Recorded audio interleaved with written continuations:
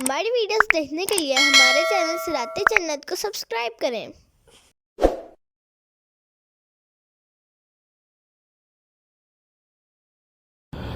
يا أيها النبي جاهد الكفار والمنافقين واغلظ عليهم ومأواهم جہنم وبئس المصير۔ اے نبی، کافروں اور منافقوں سے جہاد کرو اور ان پر سختی کرو، اور ان کا ٹھکانہ جہنم ہے، اور وہ کیا ہی برا ٹھکانہ ہے۔ تفسیر صراط الجنان، یعنی اے حبیب صلی اللہ تعالیٰ علیہ وآلہ وسلم، آپ حکمت کے تقاضوں کے مطابق اور موقع محل کی مناسبت سے کافروں پر تلوار سے، جبکہ منافقوں پر سخت کلامی اور مضبوط دلائل کے ساتھ جہاد فرمائے، اور ان دونوں گروہوں پر سختی کریں۔ ان کا ٹھکانہ جہنم ہے، اور وہ کیا ہی بری لوٹنے کی جگہ ہے۔ ضرب الله مثلا للذين كفروا امرأة نوح وامرأة لوط كانتا تحت عبدين من عبادنا صالحين فخانتاهما فلم يغنيا عنهما من الله شيئا وقيل ادخلا النار مع الداخلين۔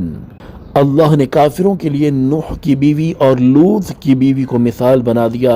وہ دونوں ہمارے بندوں میں سے دو صالح بندوں کے نکاح میں تھیں، پھر ان دونوں عورتوں نے ان سے خیانت کی تو وہ صالح بندے اللہ کے سامنے انہیں کچھ کام نہ آئے، اور فرما دیا گیا کہ جانے والوں کے ساتھ تم بھی جہنم میں جاؤ۔ تفسیر صراط الجنان۔ اس آیت کا خلاصہ یہ ہے کہ اللہ تعالیٰ نے حضرت نوح علیہ السلام کی بیوی اور حضرت لوط علیہ السلام کی بیوی کو مثال بنا دیا کہ یہ دونوں عورتیں ہمارے قرب کے لائق دو بندوں کے نکاح میں تھیں، پھر انہوں نے کفر اختیار کر کے دین کے معاملے میں ان سے خیانت کی تو وہ دو مقرب بندے اللہ تعالیٰ کے سامنے انہیں کچھ کام نہ آئے، اور ان عورتوں سے موت کے وقت فرما دیا گیا یا قیامت کے دن فرمایا جائے گا کہ تم دونوں عورتیں اپنی قوموں کے کفار کے ساتھ جہنم میں جاؤ، کیونکہ تمہارے اور ان انبیاء کرام علیہم السلام کے درمیان تمہارے کفر کی وجہ سے کوئی تعلق باقی نہ رہا۔ تو جس طرح کفر کے ہوتے ہوئے ان عورتوں کو انبیاء کرام علیہم السلام سے رشتہ داری کام نہ آئی، اسی طرح اے کفار مکہ، کفر کے ہوتے ہوئے تمہیں بھی میرے حبیب صلی اللہ تعالیٰ علیہ وآلہ وسلم سے رشتہ داری کوئی کام نہ آئے گی۔ حضرت نوح علیہ السلام کی بیوی یہ اپنی قوم سے حضرت نوح علیہ السلام کے بارے میں کہتی تھی کہ وہ مجنون ہے، اور حضرت لوط علیہ السلام کی بیوی اپنا نفاق چھپاتی تھی۔ اس آیت سے معلوم ہوا کہ ایمان کے بغیر بزرگوں کی صحبت قیامت میں فائدہ نہیں دے گی، نیز یہ کہ کفار کے لیے نبی کا رشتہ یا نبی کا نسب کام نہیں آتا، اور یہ بھی معلوم ہوا کہ قیامت میں ہر شخص اس کے ساتھ ہوگا جس سے دنیا میں محبت کرتا تھا۔ وضرب الله مثلا للذين آمنوا امرأة فرعون إذ قالت رب ابني لي عندك بيتا في الجنة ونجني من فرعون وعمله ونجني من القوم الظالمين۔ اور اللہ نے مسلمانوں کے لیے فرعون کی بیوی کو مثال بنا دیا جب اس نے عرض کی، اے میرے رب، میرے لیے اپنے پاس جنت میں ایک گھر بنا، اور مجھے فرعون اور اس کے عمل سے نجات دے، اور مجھے ظالم لوگوں سے نجات عطا فرما۔ تفسیر صراط الجنان۔ اس سے پہلی آیت میں کافروں کے لیے مثال بیان فرمائی گئی، اور اس آیت میں مسلمانوں کے لیے مثال بیان فرمائی جا رہی ہے کہ انہیں دوسرے کا گناہ نقصان نہیں دے گا۔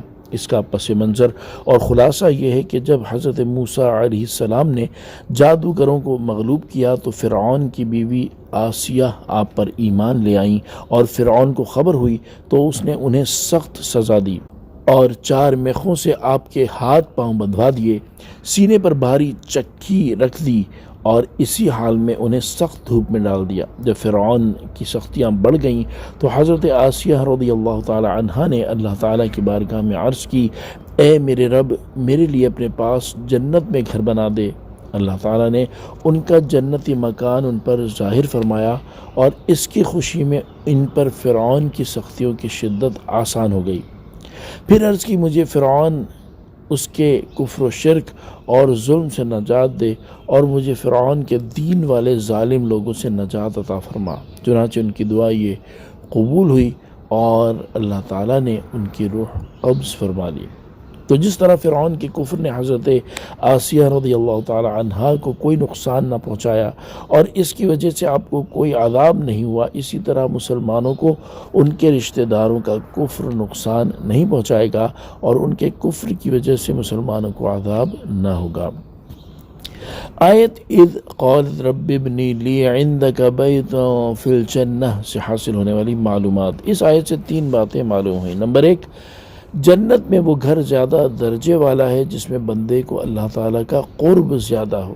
نمبر 2، اللہ تعالیٰ کی محبت میں اس سے ملاقات کے شوق میں موت کی تمنا اور دعا کرنا جائز ہے۔ نمبر 3، اللہ تعالیٰ سے پناہ طلب کرنا، اس کی بارگاہ میں التجائیں کرنا، مشکلات اور مصائب میں اس سے خلاصی کا سوال کرنا نیک بندوں کی سیرت ہے۔